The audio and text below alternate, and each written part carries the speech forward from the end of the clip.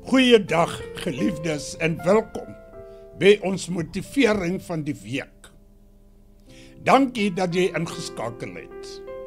Waar jy ook al vandag is, en waardeur jy ook al gaan, wil ek vir jou sê, God se woord het die krag om jou te rig, te bemoedig en te versterk.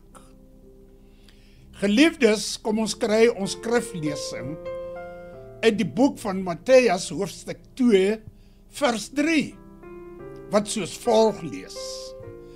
Toe koning Herodes hiervan hoor, het hy geskrik, en die hele Jerusalem saam met hom.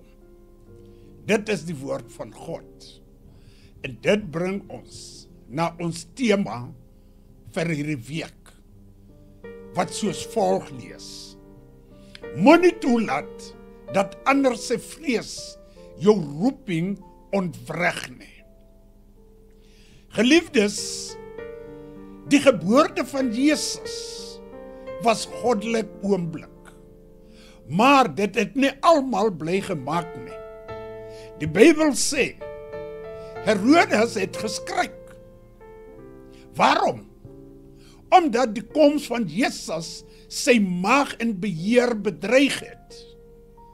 Net so sal jou geestelike groei, jou gehoorsaamheid en jou roeping nie altyd almal gemaklik laat voel nie. Wanneer God jou lig laat skyn, raak sommige mense ontsteld. Nie omdat jy verkeerd is nie, maar omdat jou vooruitgang hulle onsekerheid bloot lê. Geliefdes, moenie jou oproeping vertraag om ander gerus te stel nie. Moenie jou lig doof maak, omdat dit ander ontstel nie. Weerstand beteken nie, jy is buite God se wil nie. Dikwels beteken dit, jy is dat God besig is om iets nuuts te doen. Geliefdes, ek wil hê jy moet die volgende onthou vir hierdie week. Wat God begin het, kan geen mens stop nie. Ander se vrees is nie jou beperking nie. Bly gefokus op God se belofte, nie mense se reaksie nie. Dan wil ek vir jou in hierdie week bemoedig. Stap met geloof. Hou vas aan jou roeping. Laat God se stem harder wees as die geraas van mense. Geliefdes, as hierdie boodskap jou bemoedig het, hou asseblief daarvan. Deel dit met iemand wat dit nodig het. En teken in op die kanaal. Ten slotte wil ek vir jou vra om saam te bid.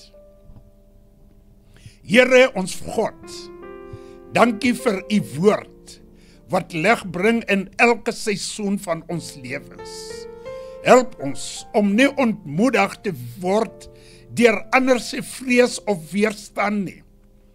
Gee ons die wysheid om u stem te hoor, die moed om gehoorsaam te wees, en die geloof om aan te hou loop, en dit waarvoor u ons geroep het.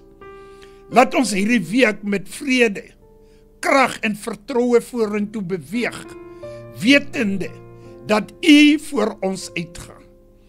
Ons vra dit alles in die naam van Jesus Christus. Amen.